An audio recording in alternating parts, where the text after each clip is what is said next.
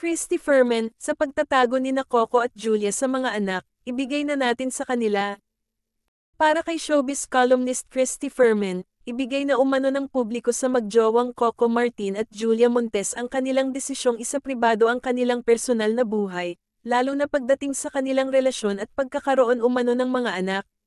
Matatanda ang napaulat na rito sa balita ang pagsisiwalat ni Christy sa kanyang entertainment vlog na Showbiz Now na may 2 anak na umano ang Coco Jules. Ang panganay raw nila ay si Matilda, 4 na taong gulang na babae, at ang bunso naman ay si Popoy na kabibinyag lamang kamakailan. Usap-usapan naman daw sa kasalukuyan na umano'y buntis si Julia sa pangatlong anak nila ni Coco.